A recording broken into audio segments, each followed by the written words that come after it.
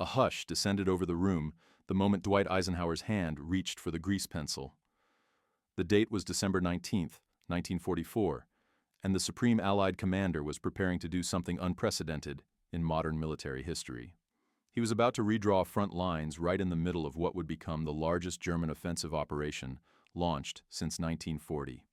Standing at the opposite end of the table was Field Marshal Bernard Montgomery, his signature beret positioned with characteristic precision, eyes locked onto the enormous wall map displaying the Ardennes region.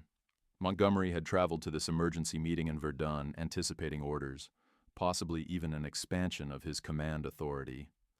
What he wasn't prepared for was witnessing Eisenhower personally divide the Allied front down the middle with one decisive stroke of his pencil, transferring control of American armies to Montgomery without seeking approval from a single person present in that room.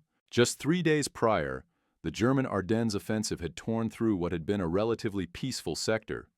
3 complete German armies, comprising more than 200,000 soldiers, 1,000 tanks, and 1,900 artillery pieces, had smashed through the sparsely defended American positions in the Belgian forest lands.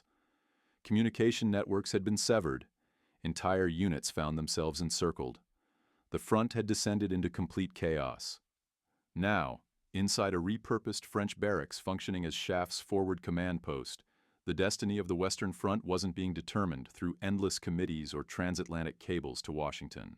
Instead, it rested on one man's willingness to trust his instincts rather than follow established protocol. Montgomery had arrived anticipating vindication. For months on end, he'd been insisting that the broad front approach was fundamentally flawed, that Eisenhower was stretching forces too thinly across the line, that a single concentrated thrust into Germany, led by British command, would have concluded the war before Christmas arrived. The Ardennes attack appeared to validate his concerns. However, as Eisenhower positioned himself before that map with grease pencil in hand, Montgomery was about to learn something crucial about the American general, something that would completely reshape his perception of Allied command structure. Eisenhower didn't govern by building consensus when circumstances demanded immediate action. He governed by making the most difficult decisions before anyone else in that room had even finished weighing the political ramifications. Quote, Zero Eisenhower had informed his commanders when the meeting began. His face showed the strain, every line etched with the weight of 5 months of relentless operations. Yet his voice carried the unmistakable certainty of someone who had already reached his decision and was merely waiting for the appropriate moment to implement it. That moment arrived when the discussion shifted to the bulge itself, the enormous German salient that had driven 50 miles deep into Allied territory, splitting Bradley's 12th Army Group down the middle and threatening to push all the way to the Meuse River. Bradley's command post was located in Luxembourg, positioned south of the bulge. Montgomery's 21st Army Group sat north of it. In between, German spearheads had severed every major roadway and cut most communication networks. The American 1st and 9th Armies engaged in combat north of the penetration couldn't maintain effective communication with Bradley. From an operational standpoint, the situation was simply untenable. Everyone gathered in that room understood this reality. However, proposing that American armies be transferred to British command represented political dynamite of the highest order. The U.S. Army had deployed 4 times the number of divisions in Europe compared to the British forces. American generals were already feeling sensitive about Montgomery's public statements regarding strategy. And Bradley, loyal, steady Omar Bradley, would inevitably perceive such a move as a personal humiliation. Eisenhower didn't care about these concerns. Or more accurately, he cared deeply, but prioritized winning the battle over protecting egos. He turned toward the map, traced a line from Givet on the Meuse running straight east through the bulge toward Prüm, and announced what he'd decided. Monty, I'm placing you in command of all Allied forces positioned north of that line, effective this very moment. The room went completely silent. Bradley's face flushed crimson. Montgomery's expression remained deliberately neutral, though his chief of staff would later record that the field marshal hadn't anticipated such a comprehensive grant of authority. Eisenhower had just transferred control of Courtney Hodges' 1st Army and William Simpson's 9th Army to Montgomery, over 250,000 American troops. There was no consultation with Marshall, no seeking approval from Roosevelt or Churchill. just a decision made inside a French barracks because it represented the operationally correct course of action. Quote 2. Montgomery said quietly, "It was quite possibly the most understated moment in his entire career. These stories aren't available anywhere else." Hit that subscribe button now so you never miss our new videos. Drop a comment below as well. What aspect of this decisive moment fascinates you most? Or simply let us know where you're watching from. To grasp why Eisenhower's decision carried such shock value, you need to comprehend the Allied command structure as it existed in December 1944, along with the personalities involved. The European theater wasn't merely a military operation. It represented a political tightrope walk between two Allied nations possessing vastly different military traditions, strategic philosophies, and substantial egos.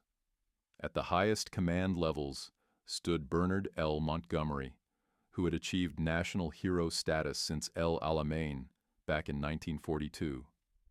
At 57 years old, he was Britain's most accomplished field commander, meticulous, methodical, and utterly convinced of his own military brilliance. He commanded the 21st Army Group, consisting of British 2nd Army and Canadian 1st Army, and had directed all ground forces throughout the Normandy invasion before Eisenhower assumed direct control in September. Montgomery believed firmly in concentrated force. Mass your armies at a single point, achieve overwhelming superiority, then advance methodically while maintaining secure supply lines. He had campaigned relentlessly for a single northern thrust into Germany under his personal command, contending that Eisenhower's broad front strategy was fundamentally unsound and would unnecessarily prolong the war. Omar Bradley commanded the 12th Army Group, 4 American armies totaling more than 1 million men. At 51, he'd earned the nickname the GI's General, steady, unflappable, and intensely loyal to those under his command. Bradley supported Eisenhower's broad front philosophy, maintain pressure along the entire line, prevent the Germans from massing reserves, and advance whenever and wherever opportunities emerged. He and Montgomery had clashed repeatedly over strategy, with Bradley resenting what he perceived as Montgomery's arrogance and relentless self-promotion. Standing between these two men was Dwight Eisenhower, 54 years old, bearing the burden of history's largest military coalition. Eisenhower had never led troops in actual combat prior to World War II. He was fundamentally a staff officer, a planner, someone skilled at managing personalities and navigating politics. His British critics whispered that he wasn't a genuine soldier. His American subordinates occasionally wondered whether he showed too much deference to British demands. Yet Eisenhower possessed something that neither Montgomery nor Bradley fully appreciated: the capacity to make strategically sound decisions regardless of personal relationships or political consequences. The German offensive had exposed a critical vulnerability in the Allied command structure. Bradley's headquarters was situated in Luxembourg City, 75 miles from Hodges's 1st Army headquarters in Spa, Belgium. Under normal circumstances, this arrangement functioned adequately. However, the German attack had driven a wedge directly between them. By December 19th, Bradley could barely maintain communication with Hodges. Telephone lines lay severed. Radio proved unreliable. Messengers needed to make a 150-mile detour around the bulge. Meanwhile, Montgomery's headquarters at Zonhoven sat only 60 miles from Hodges, easily within communication range. The operational logic was undeniable, but so were the political implications. The American press had already been critical of Montgomery following his handling of Market Garden, the failed airborne operation back in September. American generals resented Montgomery's public comments that appeared to claim credit for D-Day's success while downplaying American contributions. And Bradley, loyal, dependable Bradley, would be humiliated by having 2 of his 4 armies stripped away and handed to a British commander. Eisenhower made the decision regardless. His deputy, Air Chief Marshal Arthur Tedder, would later write, quote 4, "The grease pencil line drawn on that map transformed into operational reality within mere hours." On December 20th, Montgomery drove to Hodges's headquarters at Chaudefontaine, near Liège. He arrived sporting his trademark beret and flying his personal pennant. The Americans who witnessed his arrival weren't certain whether to feel relieved or insulted. Here arrived the man who had devoted months to criticizing American strategy. now showing up to assume command of American armies during their moment of crisis. Major General Pete Quesada, commanding the 9th Tactical Air Command, observed Montgomery's arrival and later documented his impressions. Monty bounced in wearing his beret and carrying his swagger stick, looking every inch like a conquering hero. I thought Hodges might have a stroke. However, what transpired next surprised everyone. Montgomery actually listened. Courtney Hodges was 57, quiet, methodical, and completely exhausted. First Army had been engaged in continuous combat since Normandy. The shock of the German assault and the chaos of those initial 72 hours had exacted a visible toll. When Montgomery arrived, he discovered Hodges and his staff operating in a state of controlled crisis, attempting to manage a battle developing faster than they could process incoming information. Montgomery's initial action was characteristically theatrical yet operationally sound. He pulled out a map, requested a complete briefing on First Army's dispositions, then declared, "The first thing we must do is tidy up the battlefield." It was such a Montgomery phrase, tidy up, as though the largest German offensive in 4 years was merely a messy room requiring organization. Yet beneath that phrasing lay sound military reasoning. The American units positioned north of the Bulge were scattered, attempting to defend every location simultaneously. Montgomery immediately began establishing a cohesive defensive line. "I took one look at the situation," Montgomery later recorded, "and observed that the American armies had been fighting as separate fragments. I immediately set about tidying up the front and organizing a solid shoulder to halt the German advance." This was vintage Montgomery, supremely self-assured, somewhat condescending, but operationally correct. The scattered American defenses genuinely required consolidation. But Montgomery did something else that caught the Americans off guard. He brought substantial resources with him. Within 24 hours of assuming command, British XXX Corps, under Lieutenant General Brian Horrocks, was moving south toward the Meuse River. 4 British divisions, representing more than 50,000 men, were being positioned as a final defensive line should the Germans achieve a breakthrough. Montgomery had immediately committed his strategic reserve to defending American positions, a clear signal that despite his reputation for caution, he grasped what was at stake. "When Monty showed up, he brought the entire British Army with him," wrote Colonel William Carter of the First Army Staff. "Whatever our personal opinions of him, we had to acknowledge he was all in from the very beginning." The German perspective on Eisenhower's command reorganization proved illuminating. German intelligence detected the shift within 48 hours. Field Marshal Gerd von Rundstedt, commanding German forces in the West, noted in his war diary, quote, 12. The German offensive, Operation Wacht am Rhein, had been Adolf Hitler's final grand gamble in the West. The plan called for 3 armies to push through the Ardennes, cross the Meuse River, capture Antwerp, and split British and American armies apart. It was operationally ambitious to the point of being fantasy. Yet in the chaos of mid-December, it had achieved stunning initial success. The German 6th Panzer Army had penetrated 15 miles in the northern sector. The 5th Panzer Army had driven 30 miles through the center. Towns like Saint-Vith and Bastogne found themselves surrounded. American casualties during the first 3 days exceeded 15,000 men. However, by December 20th, the offensive was already losing steam. American engineers had demolished critical bridges. Traffic jams stretched for miles as German columns struggled along narrow forest roads. Fuel shortages were crippling panzer divisions. Most critically, American units that should have crumbled were fighting with desperate determination. The 7th Armored Division held Saint-Vith for 6 days straight, completely disrupting the German timetable. The 101st Airborne at Bastogne refused surrender despite being completely encircled. Now, with Montgomery coordinating the northern response, German commanders recognized their window was closing fast. SS Oberstgruppenführer Sepp Dietrich, commanding the 6th Panzer Army, told his staff, "We've lost our opportunity. The Americans have reorganized. The British are bringing reinforcements. We're no longer attacking. We're pushing against a wall that grows stronger with each passing hour." The next critical moment arrived on December 23rd, when Montgomery convened a meeting with First Army's Corps commanders to outline his defensive plan. The meeting took place at Hodges' headquarters in Chaudefontaine, and the atmosphere was tense.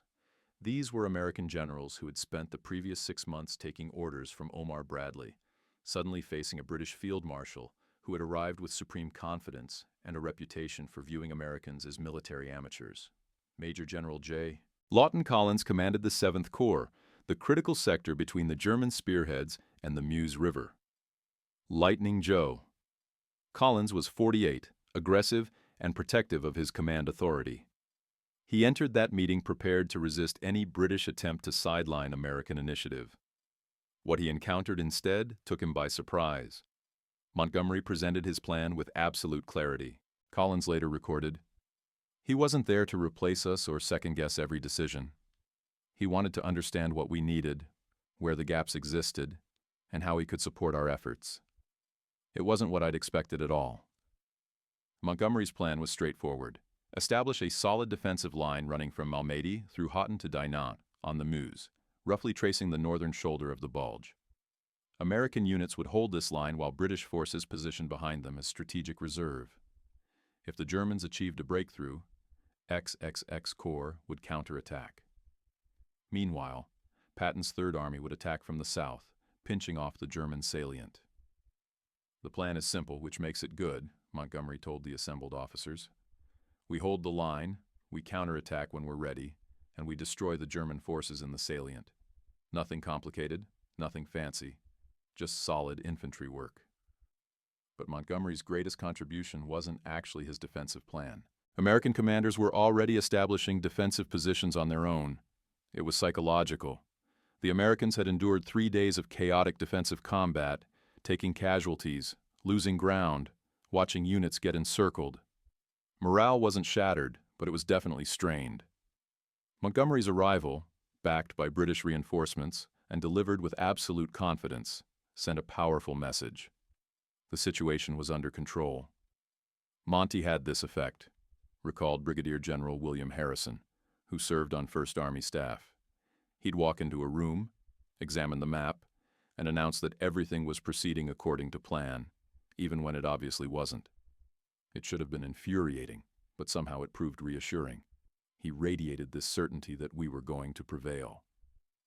The weather broke on December 23rd, permitting Allied aircraft to fly for the first time since the offensive began. The effect was absolutely devastating. Over 2,000 Allied aircraft attacked German columns, supply lines, and rear areas. Fighter bombers destroyed hundreds of vehicles. Medium bombers struck rail yards and road junctions. The German advance, already slowing due to fuel shortages and American resistance, ground to a complete halt under relentless aerial bombardment. Major General Pete Quesada's 9th TAC flew 647 sorties on December 23rd alone. Quesada later described what pilots encountered. Montgomery immediately recognized the shift in momentum. On December 24th, Christmas Eve, he sent a message to Eisenhower. Quote, 21. It was vintage Montgomery, taking credit for what American units had accomplished, but also accurately assessing that the crisis had passed and the time had come to plan the counterattack. Eisenhower's response was carefully worded. "Your performance and that of everyone under your command has been magnificent." He didn't challenge Montgomery's phrasing, because it didn't matter. The operational reality was crystal clear. The German offensive had failed to reach the Meuse. Bastogne still held. Allied forces were preparing to counterattack. However, while Montgomery organized the northern response, tension was building behind the scenes. Omar Bradley was furious about the command change. He had accepted it as militarily necessary on December 20th. But as the crisis stabilized, he began pushing for his armies to be returned. On December 28th, Bradley wrote to Eisenhower. Eisenhower found himself in an impossible position.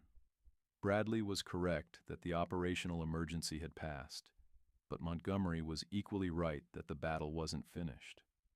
There remained a German salient to eliminate and a counteroffensive to organize. Moreover, Montgomery was convinced that 1st and 9th Armies should remain under his command permanently, forming a Northern Army group for the drive into Germany. The situation reached a breaking point on January 1, 1945, when Montgomery held a press conference at his headquarters. What he said would nearly tear apart the Allied coalition.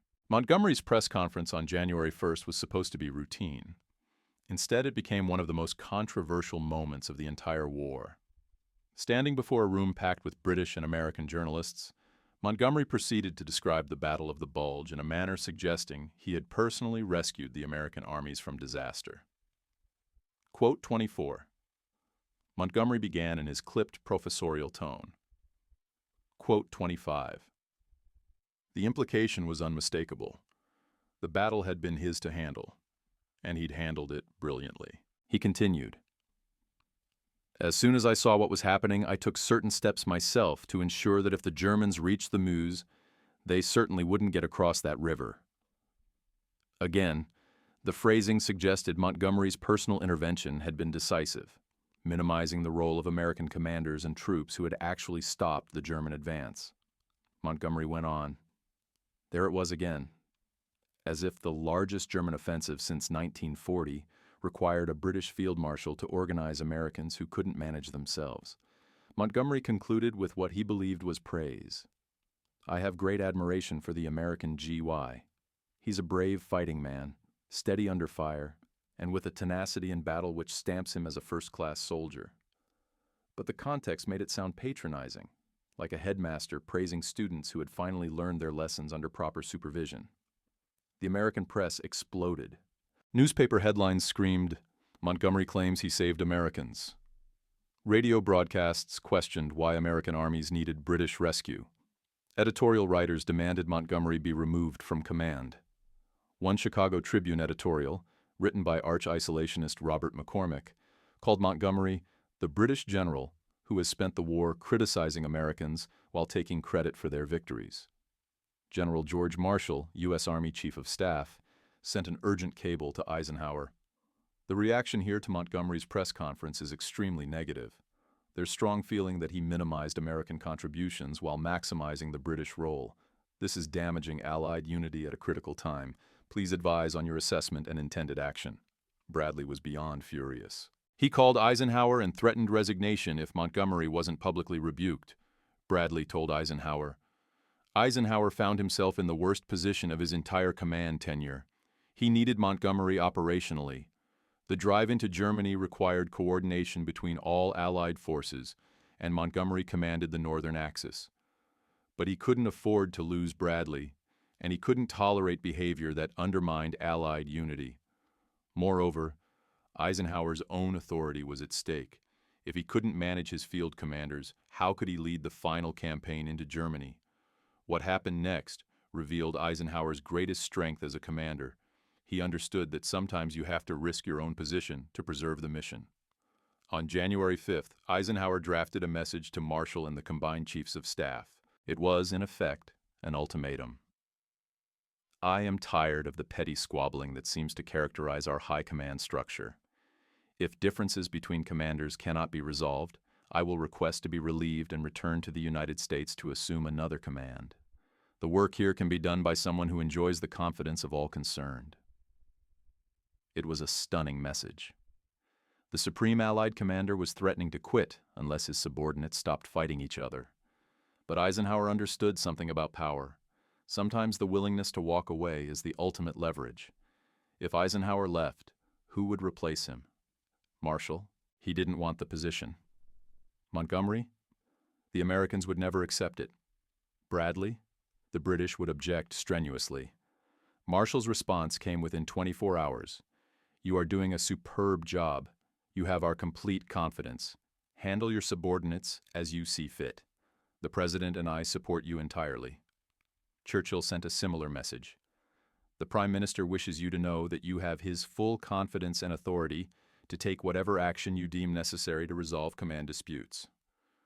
Armed with this backing, Eisenhower acted decisively. On January 7th, he called Montgomery to his headquarters and delivered a blunt message. Your press conference has caused serious problems. I need you to issue a public statement clarifying that American troops and American commanders were primarily responsible for stopping the German offensive. If you cannot do this, I will have to request your relief and replacement. It was the only time Eisenhower directly threatened to fire Montgomery, and Montgomery, for all his ego and self-confidence, recognized that Eisenhower meant it. On January 10th, Montgomery issued a carefully worded statement. I wish to make it clear that the Battle of the Bulge was won primarily by the staunch fighting qualities of the American soldier and by the teamwork of the Allied forces. British troops played a secondary and supporting role. The battle was won by American arms, American courage, and American sacrifice. It wasn't a full apology, but it was sufficient. The crisis passed, but the damage was done. American generals would never again fully trust Montgomery, and the special relationship between Eisenhower and Montgomery, never warm, but built on mutual respect, was permanently strained. What's remarkable about this episode is what it revealed about Eisenhower's command style. He had made the operationally correct decision on December 19th by giving Montgomery command of American armies. He had defended that decision despite American criticism. But when Montgomery's ego threatened to undermine Allied unity, Eisenhower acted without hesitation to protect the coalition. He understood that command isn't just about making military decisions. It's about managing personalities, egos, and political realities while never losing sight of the mission. Bradley got his armies back on January 17th, after Montgomery's counteroffensive had eliminated the German salient. 1st and 9th Armies returned to 12th Army Group Command, and Montgomery's authority reverted to British and Canadian forces. The temporary command arrangement had lasted exactly 28 days. The Battle of the Bulge officially ended on January 25, 1945, when American forces linked up at Houffalize, effectively eliminating the German salient. The statistics were staggering. American casualties totaled 89,000 men, 19,000 killed, 47,500 wounded, 23,000 captured or missing. German casualties exceeded 100,000, along with 800 tanks destroyed and 1,000 aircraft lost. The Wehrmacht had thrown its last reserves into a desperate offensive and achieved nothing except the destruction of forces that could have defended Germany itself. But the real story wasn't the battle statistics. It was what Eisenhower's command decision revealed about leadership under extreme pressure. Montgomery himself, years later, acknowledged what had actually happened. In his memoirs published in 1958, Montgomery wrote, "Eisenhower's decision to place American armies under my command was a decision of great moral courage. It was unpopular in America. It caused problems with Bradley. But it was the right decision operationally, and Eisenhower made it without hesitation." Even this backhanded compliment, Montgomery could never quite bring himself to give full credit to anyone, revealed an important truth. Eisenhower had done something genuinely remarkable. On December 19, 1944, he had made a decision that he knew would cause political problems, damage relationships, and potentially threaten his own position, because it was operationally necessary. That's not just good military decision-making. It's extraordinary leadership. Omar Bradley's perspective evolved with time as well. In his own memoirs published in 1951, Bradley wrote, quote, 42. The German assessment of Eisenhower's decision was perhaps most telling. After the war, several German generals were interviewed about the Battle of the Bulge. General Hasso von Manteuffel, who commanded the 5th Panzer Army during the offensive, said, "The reorganization of Allied command on December 20th was the moment we knew the offensive had failed. It showed that Allied command was flexible, decisive, and capable of rapid response to crisis. We had hoped the Americans would be paralyzed by the attack. Instead, they reorganized and counterattacked with remarkable speed." Field Marshal Gerd von Rundstedt was even more direct. Eisenhower's decision to place American forces under British command demonstrated that the Allies were fighting as a true coalition, not just parallel national armies. When a commander can make such decisions without regard for national pride, you know you're facing a formidable opponent. Military historians have spent decades analyzing Eisenhower's December 19th decision. The consensus is overwhelmingly positive. Dr. Russell Weigley, in his definitive work, quote 45, wrote, quote 46 British military historian Max Hastings, in his book, quote 47, noted, quote 48. The broader lesson of Eisenhower's decision extends beyond World War II. Modern military doctrine on coalition command draws heavily on the lessons of 1944 to 45. The principle that operational necessity trumps national sensitivities, that commanders must be willing to make unpopular decisions when the mission requires it, and that flexibility in command structure is a strength rather than a weakness. All of these concepts trace back to Eisenhower's leadership during the Battle of the Bulge. General Colin Powell, speaking at the Eisenhower Presidential Library in 1992, said, quote, 49. The U.S. Army's Field Manual on Joint Operations includes a case study on Eisenhower's command reorganization during the Battle of the Bulge. It's taught at West Point, at the Army War College, and in staff colleges around the world. The lesson is always the same. Effective command requires the courage to make decisions that may be politically unpopular, but operationally necessary. But perhaps the most profound assessment of Eisenhower's decision came from Winston Churchill. On January 18, 1945, Churchill rose in the House of Commons to address the Battle of the Bulge and the command controversy. His speech was meant to calm American-British tensions and defend both Eisenhower and Montgomery. What he said went far deeper. Quote 50, Churchill told Parliament. Quote 51. Churchill continued. Quote 52. The Prime Minister concluded with words that captured the essence of what Eisenhower had accomplished. Quote 53. The American press, which had been so critical of Montgomery's press conference, took note of Churchill's speech. Editorial writers acknowledged that perhaps the command controversy had been overblown, that Eisenhower had indeed made the right call, and that preserving Allied unity was more important than wounded pride.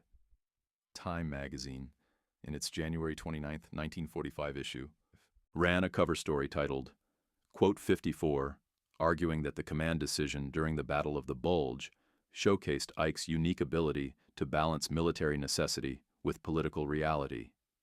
Looking back across 8 decades, what's most striking about Eisenhower's December 19th decision is how it reflected the fundamental challenge of coalition warfare.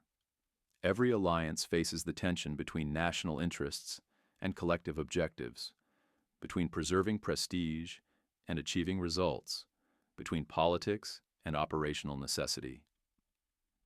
Eisenhower understood this tension intimately, and he navigated it by always prioritizing the mission above everything else, including his own career. Dr. Stephen Ambrose, Eisenhower's most comprehensive biographer, wrote, quote 55. The decision also revealed something about Eisenhower's character that his critics often missed.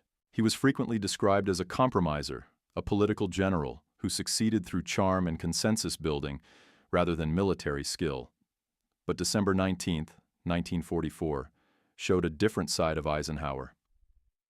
When the situation demanded decisive action, he made it regardless of the political cost.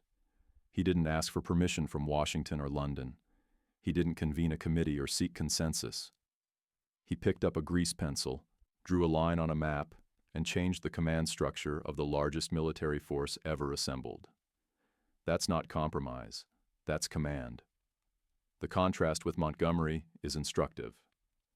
Montgomery was, by any measure, a skilled tactician and careful planner. His set-piece battles at El Alamein and Normandy showcased his ability to orchestrate complex operations. But Montgomery's greatest weakness was his inability to subordinate his ego to the larger mission. His press conference on January 1st wasn't an accident or a misunderstanding.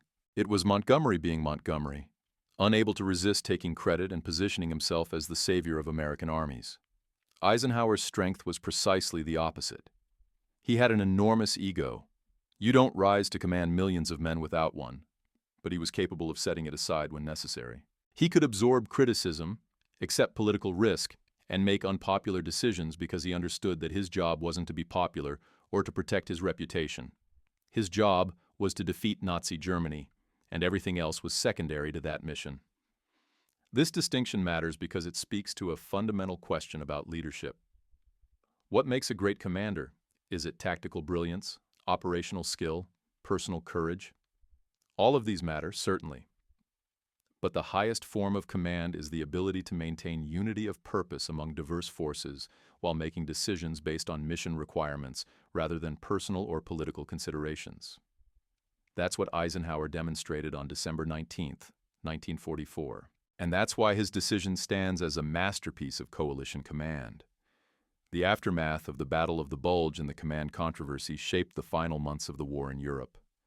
Montgomery never again commanded American forces, and his relationship with American generals remained strained. But the operational principle Eisenhower established, that command structure should be flexible and based on geographic reality rather than national pride, became a cornerstone of NATO doctrine and remains influential in modern coalition operations. The broader strategic impact of Eisenhower's decision was profound. By reorganizing command quickly and decisively, he allowed Allied forces to defeat the German offensive without losing momentum for the spring campaign. By January 31, 1945, American forces had reached the German border. By March 7th, they had crossed the Rhine at Remagen. By April 25th, American and Soviet forces linked up at the Elbe River. Nazi Germany surrendered on May 8th, less than 5 months after the Battle of the Bulge. It's impossible to know how events would have unfolded if Eisenhower had made a different decision on December 19th. Perhaps Bradley could have maintained effective command of 1st and 9th Armies despite communication difficulties. Perhaps the German offensive would have been stopped anyway. Perhaps the war would have ended at the same time regardless. But what we do know is this: Eisenhower made a decision that was operationally sound, politically risky, and personally courageous. He did so because he believed it gave Allied forces the best chance of success. He absorbed the criticism, managed the fallout, and kept the coalition together through one of its most difficult moments. That's leadership in its purest form. General George Patton, never one to lavish praise on other commanders, wrote in his diary on December 28, 1944, "Ike made the right call giving Monty command of the Northern Front. I hate to admit it, and I hate seeing Monty get any credit, but it was the right decision. Bradley was too far away. Hodges needed help. Monty had the resources and the position to coordinate the response. Ike saw this and acted. That takes guts. I respect that." Coming from Patton, who despised Montgomery, feuded with Eisenhower, and rarely acknowledged anyone else's contributions, this was extraordinary praise. It showed that even Eisenhower's most difficult subordinates recognized the courage required to make such a decision. The final word should perhaps go to Eisenhower himself. Years later, when asked about the command controversy during the Battle of the Bulge, Eisenhower gave a characteristically modest response. "I did what seemed necessary at the time. The Germans had split our front. Monty was in a better position to coordinate the northern response. I gave him command. It worked out. I don't think it was particularly courageous or brilliant. It was just common sense. But it was more than common sense. It was leadership at its finest. The ability to see what needs to be done, to make the decision despite knowing it will be unpopular, and to focus entirely on the mission rather than personal consequences. That's what made Eisenhower a great commander, and that's what made his December 19th decision a defining moment not just of World War II, but of coalition command in general. Montgomery never expected to see Eisenhower pick up that grease pencil and redraw the map. He certainly didn't expect to be given command of American armies without consultation, committee meetings, or lengthy political negotiations. But that's exactly what happened, because Eisenhower understood something fundamental about command. When the situation demands decisive action, you act. You don't wait for consensus. You don't calculate political consequences. You make the decision that gives your forces the best chance of success, and you deal with the fallout afterward. That's the lesson of December 19, 1944. That's what Montgomery didn't expect to see. And that's why, 8 decades later, Eisenhower's decision still stands as a masterclass in coalition command and leadership under pressure. If you enjoyed this deep dive into one of World War II's most critical command decisions, make sure to subscribe to WW2 Gear and hit that notification bell so you never miss another story. Give this video a thumbs up if you learned something new, and share it with anyone who loves military history. The next time someone tells you leadership is about charisma or tactics, remember this story. Remember the man who picked up a grease pencil and changed the map because it was the right thing to do. Remember that sometimes the hardest decisions are the ones no one sees coming, and the greatest courage is doing what's necessary, even when everyone is watching.